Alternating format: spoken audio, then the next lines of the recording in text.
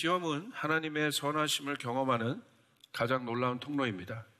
시험은 하나님의 선하심을 경험하는 가장 놀라운 통로입니다. 신앙은 하나님과의 관계를 말합니다. 신앙은 추상적인 게 아니에요. 내가 교회 다닌다고 신앙이 있는 게 아니에요. 그 신앙의 한 보여지는 표변의 모습인 거죠. 내가 기도 많이 한다고 신앙이 있다고 말하는 게 아니에요. 어떤 그런 행위들이 아니에요. 우리가 이게 신앙이라는 게 이게 추상적인 게 아니라 신앙은 하나님과의 관계를 이야기하는 거예요. 하나님과 어떤 관계를 맺고 있느냐가 그 사람의 신앙 상태입니다. 이건 목사에게도 적용돼요. 제가 주님의 일을 많이 해요. 제가 주님의 일을 많이 한다고 해서 제 신앙이 좋은 게 아니에요. 제가 주님과 어떤 관계를 맺고 있느냐 지금. 그것이 그 사람의 신앙 상태예요. 하나님과 관계하고 있다. 다른 말로 교제하고 있다라고 얘기할 수 있을 거고, 하나님과 동행하고 있다. 이런 표현을 좀 쓸 수 있을 거예요.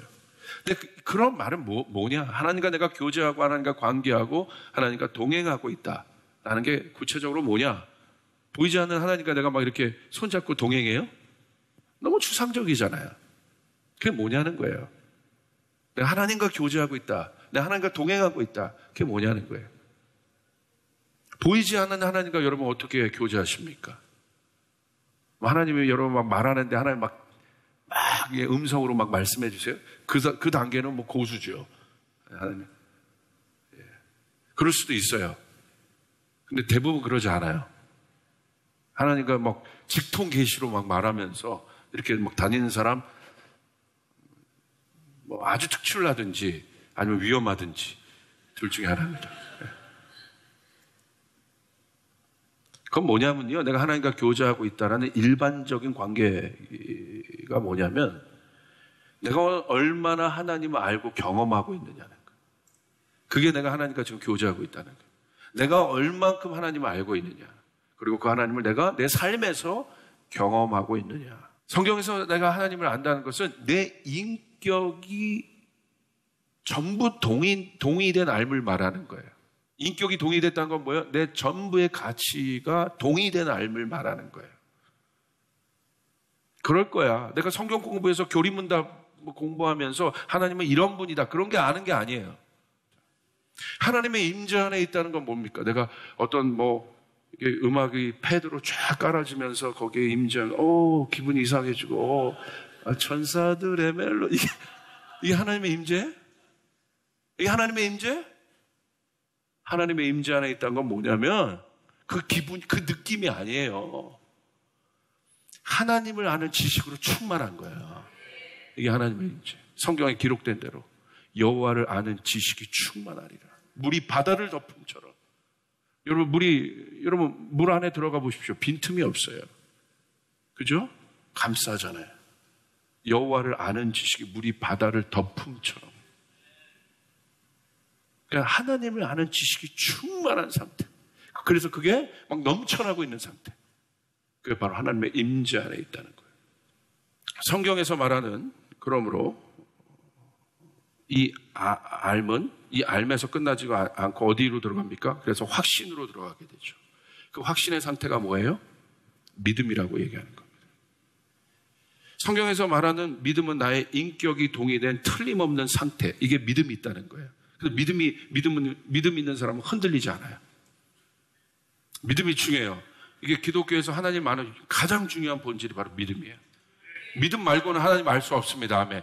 그러니까 믿음이 저 사람이 있다는 건 뭐야? 흔들리지 않는다. 흔들리지 않는다 이거예요. 흔들리지 않는다. 그 가치를 산 사람이죠. 맞다 이거. 맞다. 만약에 어떤 사람이 주식에 투자할 때 그냥 투자하겠어요? 그냥 촉이 오는 거죠. 맞다.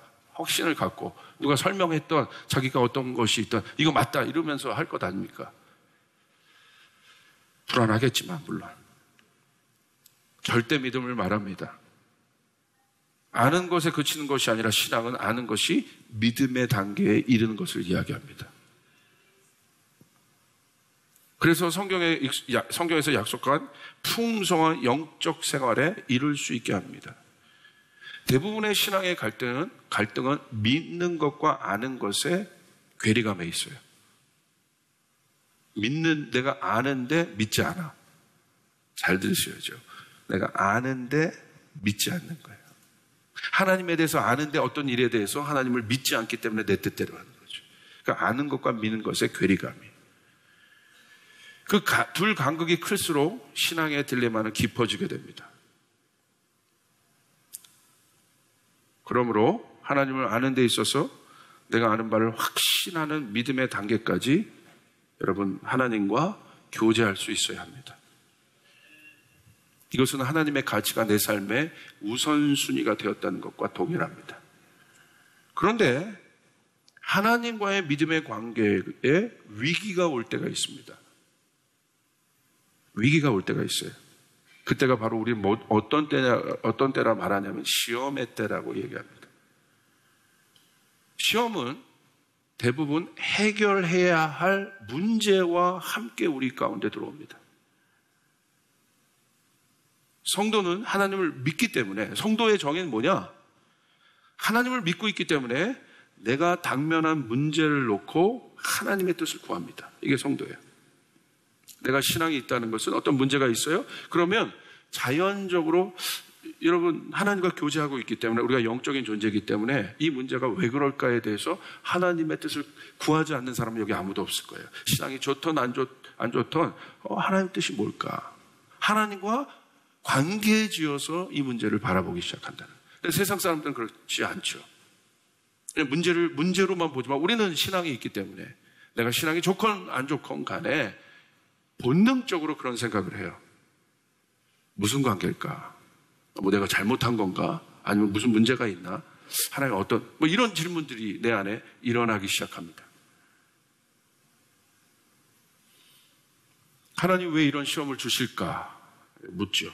라고 질문합니다. 그리고 그 시험 속에서 하나님의 뜻을 찾으려고 노력합니다. 따라서 여러분 그 믿음은 뭐예요? 그 시험에 대한 우리의 마음의 태도, 마음가짐을 이야기합니다. 우리가 이 시험이 무엇인지 우리 조금 더 살펴보길 바랍니다. 시험은 우리 안에 무엇이 바뀌어야 하는지를 보여줍니다. 우리 안에 시험이 주어진 이유, 여러 이유가 있겠지만 대표적인 것은 우리 마음 속에 있는 의도들을 시험은 드러내요. 이것 말고는 없어요. 사무엘하 6장 8절부터 9절에 보시니까 이런 사건이 있었어요. 하나님의 법궤를 다윗이 지고 옵니다. 블레셋으로부터 빼앗긴 법궤를 가져와요. 얼마나 놀라운 사건입니까? 잘 아는 사실이에요. 3만 명의 레위인들을 준비했습니다. 성대하게 잔치를 준비했습니다.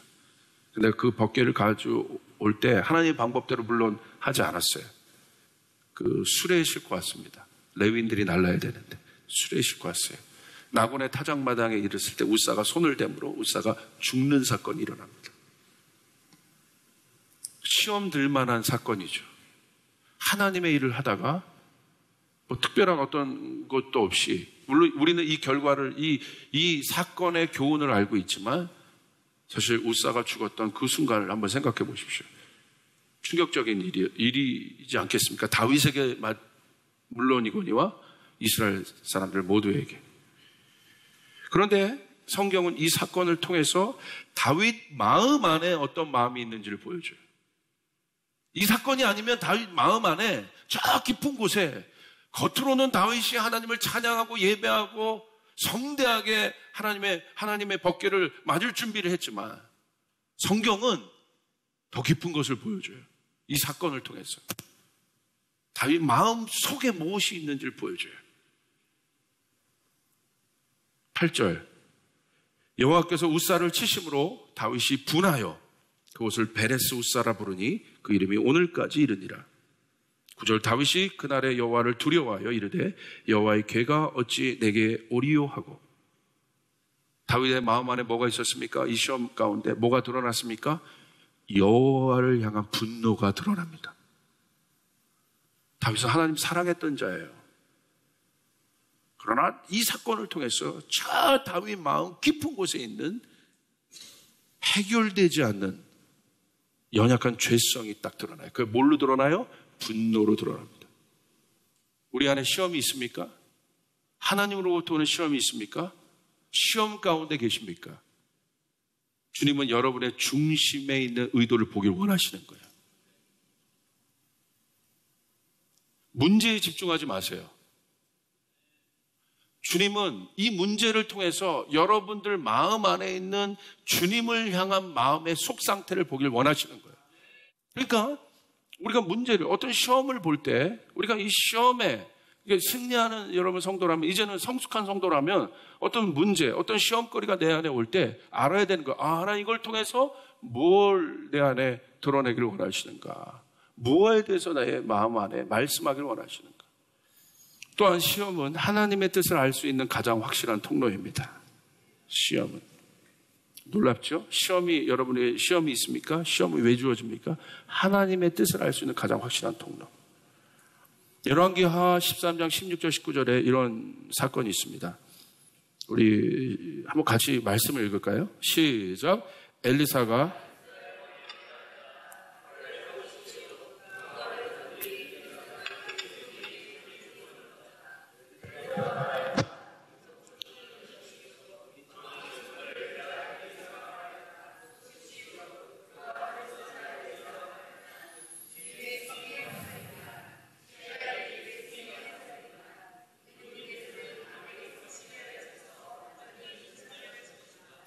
엘리사가 또 말하였다. 화살을 집으십시오. 왕이 화살을 집자 엘리사가 이스라엘 왕에게 말했다. 땅을 치십시오. 왕이 3번을 치고는 그만두었다. 하나님의 사람이 그에게 화를 내며 말했다. 임금님께서 대여섯 번 치셨으면 시리아군을 진멸할 때까지 쳐부술 수 있었을 테인데 고작 3번입니까? 이제 임금님께서는 겨우 3번만 칠 수 있을 것입니다. 엘리사가 이스라엘 왕 요아스에게 화살로 땅을 치라고 명령합니다. 18절에 있어요. 왕은 화살을 집어 땅을 3번 칩니다. 근데 엘리사 선지자가 화를 냅니다. 땅을 대여섯 번 쳤다면 적을 진멸할 수 있었을 텐데 왜 3번만 치십니까? 그리고 실제로 결과는 3번 친 만큼의 승리를 얻습니다.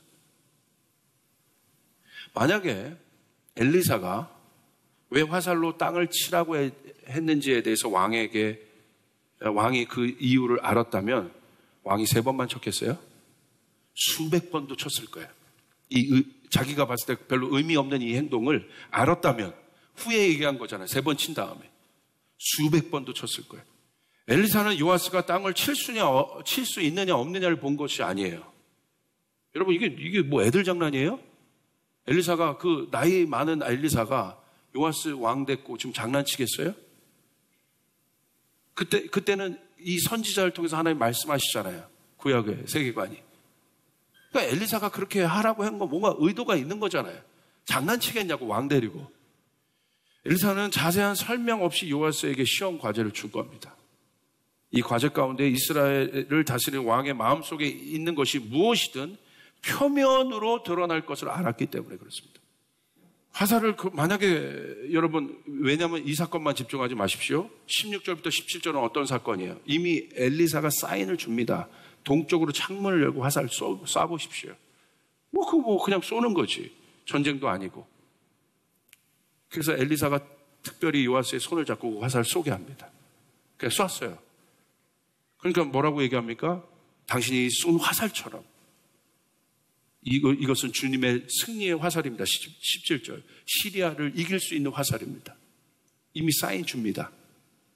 그렇다면 마지막입니다. 시험에 대한 성도들의 마음의 태도, 이 시험에 대해서 성경은 어떻게 우리에게 티칭하고 있는가, 가르치고 있는가. 야고보서 1장 2절, 3절, 또 12절까지 내용이 쭉 있는데 아마 여러분 나중에 한번 더 읽어보시고 오늘 3구절만 좀 보겠습니다. 내 형제들아, 너희가 여러 가지 시험을 만나거든 온전히 기쁘게 여기라.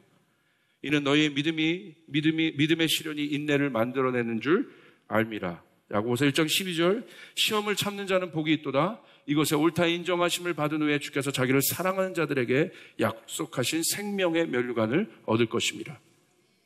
시험에 대해서 정리해 봅시다. 성도들이 경험하는 시험은, 성도들이란 단서를 닫습니다. 여러분들, 우리들. 성도들이 경험하는 시험은 우연히 일어나지 않는다. 모든 것이 하나님의 주권과 계획 안에 있다. 이 사실을 믿으시길 바랍니다. 하나님의 주권 안에 이 시험이 진행되고 있다. 시험은 어려운 거예요. 그런데 여러분 낭망하지 마십시오. 하나님의 주권 안에 이 시험. 여러분 시험 가운데 있는 분들이 계십니까? 어려운 가운데 계신 분들이 있습니까? 하나님의 주권 아래 이 시험이 움직이고 있다. 예수님이 시험 받으셨어요. 근데 하나님의 주권 아래서 시험 받으셨어요. 아멘. 십자가는 어떻게 보면 시험처럼 보일 수도 있어요. 그런데 보세요. 하나님의 주권 아래에서 그 십자가의 사건을 움직입니다. 그래서 성경은 시험을 만나거든 어떻게 하라? 온전히 기쁘게 여기라. 왜 기쁘게 우리는 여기? 세상 사람들은 시험 만나면 나 망했다, 나 죽었다 이렇게 얘기하는데 우리 성도들은 왜 기쁘게 여길 수 있어요? 온전히 기쁘게 여길 수 있을 수 있습니까? 하나님의 주권 아래 움직이고 있기 때문에. 아멘. 온전히 기쁘게 여기라. 그러므로 뭐예요? 하나님의 주권은 뭐예요? 하나님의 주권은 하나님의 시작과 끝을 아는 거예요. 이게 주권이라고 하는 거예요. 처음과 나중을 아는 거예요. 하나님은 선하신 분이에요. 그러므로 선함으로 그 의도를, 모든 일들을 마무리하실 것입니다. 하나님의 승리의 하나님이에요. 그러므로 승리로 모든 것을 마무리하실 것입니다. 이것을 믿는 것입니다. 노아 시대에 하나님은 노아와 동행하셨습니다. 어렵고 타락한 세상 속에서도 하나님은 노아와 동행하셨습니다. 노아가 하나님과 동행했다는 것은 상황과 환경에 파묻혀 있던 것이 아니에요. 노아가 있던 시대는, 여러분, 노아는 모든 것이 이 상황과 환경이 어려웠기 때문에 그 상황과 환경 가운데 노아가 파묻혀 있을 수 있는 상황이에요. 충분히 그럴 수 있어요. 그런데 어떤 상황에서도 믿음으로 하나님의 손을 잡고 노아는 하나님과 동행하였습니다. 그렇기 때문에 노아는 어떤 환경 속에서도 흔들리지 않았어요. 그 시험을 이길 수 있었습니다. 여러분 기쁘게 여기시길 바랍니다. 시험 기간에 오히려 하나님의 임재를 더 깊이 경험한다는 사실을 명심하시기를 바랍니다. 그리고 두 번째 보십시오. 믿음의 시련은 인내를 준다고 성경에 기록되어 있어요. 3절. 너희 믿음의 시련이 인내를 만들어낸다. 내는 줄 너희가 알미라. 그러니까요, 여러분 이건 깊은 건데 시험이 올 때 어렵잖아요. 이 시험을 이길 수 있는 법은 성령 받고 확 이런 게 시험 이기는 게 아니라 성경에서 시험을 이길 수 있는 가장 중요한 이 응답을 뭘로 주고 있습니까? 인내가 시험을 이길 것이다. 하나님의 주권 안에서 일어나는 시험은 시험이 아니라 시련으로 알아야 됩니다. 여러분 이해되십니까? 시련입니다. 시련은 뭐예요? 훈련과 연단이란 말이에요. 훈련과 연단의 결과는 무엇이에요? 더 강해지는 거예요. 더 온전해지는 거예요. 더 굳건해지는 거예요. 아멘. 이게 훈련이에요. 하나님은 우리의 내면의 강인함을 위해서 시련을 주세요. 그래서 강해져야, 여러분의 속사람이 강해져야 세상을 이길 수 있습니다. 세상도 강해지고 있습니다. 하나님 여러분에게 시련을 주시는 이유는 무엇입니까? 아, 나에게 시련이 왔구나. 이젠 시험이 아니라 이것을 시련으로 해석하는 거예요.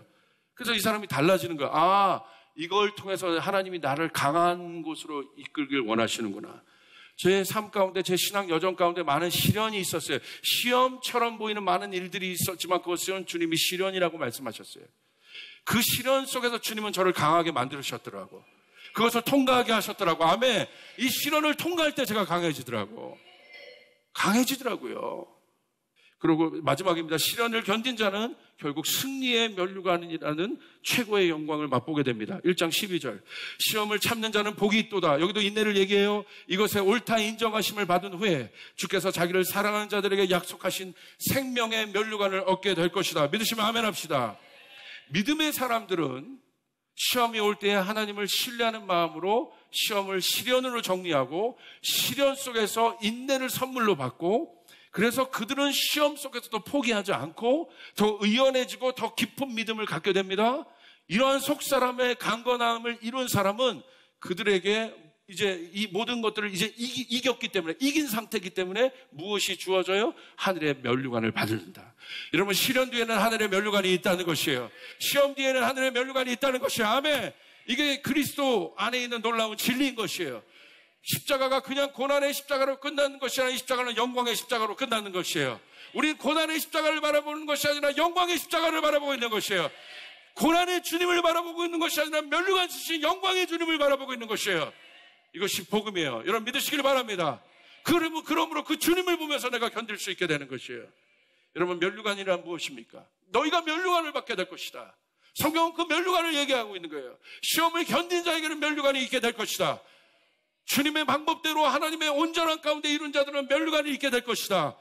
가장 강력한 보상을 얘기하고 있습니다. 여러분 주님 뜻대로 여러분 시험 안에서 견디고 계십니까? 여러분 상상할 수 없는 면류관이 여러분들에게 주어지게 될 것이에요. 하늘뿐만 아니라 이 땅에서도 주어지게 될 것이에요. 하나님이 이 땅에서도 하나님을 사랑하고 하나님 뜻대로 행하는 자들에게 실망을 주는 분들이 아니에요. 하나님 값 있게 보상할 것이에요. 하나님은 보상하시는 분이세요. 하나님 보상하시는 분이세요. 믿으시면 아멘 합시다. 하나님 보상하세요. 내 뜻대로 가는 자들에게 하나님 보상하세요. 시련 속에 있는 자들에게 생명의 면류관을 줄 것이다. 오늘 여기 있잖아요. 가장 강력한 시련은 뭐예요? 순교일 수도 있어요. 순교자들에게 있는 하늘의 보상을 보십시오. 가장 최고의 보상이 있지 않습니까? 인간의 눈을 볼 땐 개죽음 같은 죽음이었지만 하늘에선 그들이 가장 위대한 자라고 말하고 있는 것이에요. 성경은 그것을 우리에게 말씀하고 있는 거예요. 내 뜻대로 너희가 가고 있느냐? 내 뜻대로 너희가 운행하고 있느냐? 내 뜻대로 이 어려움 속에서도 너희는 내 뜻을 붙잡고 있느냐? 기대해라. 생명의 면류관이 너에게 주어질 것이다. 네가 상상할 수도 없는 엄청난 일들이 너에게 쏟아지게 될 것이다.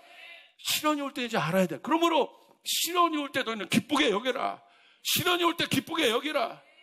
생명의 면류관이 너에게 주어지게 될 것이다. 면류관은 뭐예요? 영광입니다. 영광이란 무엇입니까? 기쁨이 절정에 달하는 상태가 영광입니다. 더 이상 올라갈 수 없는 것이 영광입니다. 여러분 열심히 준비하고 트레이닝한 선수들이 여러분 어디입니까? 올림픽 같은 경우는 시험일 수 있어요. 그 시험에서 자기가 승리했어요. 생명의 면류관을 받았어. 기쁨의 극대치다 이거예요. 이게 영광이라는 거예요. 영광은 뭐예요? 나만이 혼자 외롭게 싸우고 있었던 그 모든 것이 널리 공포된 상태. 오피셜리 합법적으로 널리 공포된 상태. 최고의 상태. 최고의 존재의 상태. 보상입니다. 엄청난 거죠. 그 완성이 이루어지는 것이죠. 불가능한 일들이 가능해지고 막혔던 일들이 열리고 묶여졌던 것들이 풀어진다. 이게 시험을 통과할 때 저도 그러죠. 이 시험을 통해서 하나님이 결국 통과하니까 주님 그 영광을 맛보게 하시더라고. 그러므로 낭망하지 마세요. 어려워하지 마세요. 힘들어하지 마세요. 시험 가운데 계십니까? 주님 앞으로 달려가시길 바랍니다. 주님 앞으로 달려가시길 바랍니다. 주님 손 붙잡으시길 바랍니다. 우리 하나님 살아계십니다. 하나님 앞에 나가는 자에게 여러분 시련 가운데 하나님 붙잡고 계십니까? 하나님 이미 역사하고 계시죠. 하나님 우리 안에 역사. 손 붙잡으시고 어려운 상황에서 주님 말고는 없어요. 주님 말고는 없어요. 주님 손 붙잡고 어려울수록 주님 앞으로 더 나가요. 주님 앞으로 나가서 주님밖에 없습니다. 주님밖에 없습니다. 그럼 주님이 수고했다. 내가 안다. 너의 고통을 안다. 너의 시련을 안다. 내가 너를 더 강하게 만드는 거야. 인내하자. 조금만 참아라. 인내하자. 좀만 달려라. 이게 코치의 마음이잖아. 좀만 달려. 면류관이 있다. 생명의 면류관이 있다. 너의 모든 문제가 해결될 것이다. 달려가는 거예요. 아멘. 이 일들이 여러분 가운데 일어나길 바랍니다. 여러분 이런 능력을 경험해야 내가 신앙생활을 하는 거 아니겠어요? 내가 많은 것만큼 내 능력만큼 경험하는 게 무슨 신앙이야. 그게 하늘의 능력을 경험하라 이거예요. 이 땅에서 하늘의 능력을 경험하라 이거예요. 하늘의 능력을 경험하라. 여러분 하나님의 영광에 동참하는 가장 위대한 존재라는 거야. 이게 면류관이라는 거예요. 여러분은 그냥 존재가 아니라 하늘의 능력을 경험하는, 하늘의 영광을 경험하는 존재. 너희는 내가 그냥 만든 존재가 아니다. 나의 영광을 경험하는 존재란다. 나의 영광을 경험하는 존재란다. 하나님은 이 시련을 통해서 여러분에게 그 영광을 경험하길 원하십니다. 그 영광을 경험하길 원하십니다. 오늘 가운데 여러분 가운데 그 믿음으로 일어나시길 바랍니다. 시련 속에도 기쁨을 갖고 일어나시길 바랍니다. 인내심을 갖고 일어나시길 바랍니다. 여러분 영광을 보게 될 것이에요. 영광에 동참하게 될 것이에요. 우리 조이풀교회는 마지막 가운데 그 영광을 보게 될 것이에요. 우리 마지막 때 천국에서 그 영광을 보게 될 것이에요. 하나님의 영광, 하나님의 영광, 하나님의 영광, 영광을 바라봐. 영광, 땅이 주는 것이 아니라 위에서 주는 영광. 이 시련을 통해서 하나님 여러분의 영광을 바라는 거예요. 하나님 내 사업을 통해서 하나님의 영광을 이루고 하나님의 영광을 이루고 이제는 그렇게 기도하세요. 하나님 내가 부족하지만 하나님의 영광을 하나님께 영광 드리고 싶습니다. 하나님께 영광 드리고 싶습니다. 그래서 실현 주는 거예요. 견디는 자는 영광을 보게 될 것입니다. 견디는 자는 영광을 보게 될 것입니다. 이 조이풀 교회는 영광을 보게 될 것입니다. 이번 수련회에서 우리 청년들이 거기서 이렇게 가득 예배하는데 주님이 그러셨어요. 지훈아, 제가 초창기 때 눈 감을 때마다 개척할 때 보여주는 환상이 있어요. 수많은 젊은이들이 하나님 앞에 경배하더라고. 근데 이번에 경배할 때 우리 청년들이 이렇게 보는데 어떻게 보면 많은 청년들이지만 주님이 그러셨어요. 지훈아, 보니? 내가 봤던 장면과 똑같은 장면이 아이들이 청년들이 나와서 하나님 앞에 경배하고 있는 거야. 지훈아, 보니? 이제 시작이다. 이제 그 영광을 보게 될 것이다. 그 영광을 보게 될 것이다. 셀 수 없는 젊은이들이 주의 영광을 찬양하게 될 것이다. 셀 수 없는 젊은이들이 주의 영광을 찬양하게 될 것이다. 견디는 거예요. 하나님 맞습니다. 네, 견디겠습니다. 어렵지만 견디겠습니다.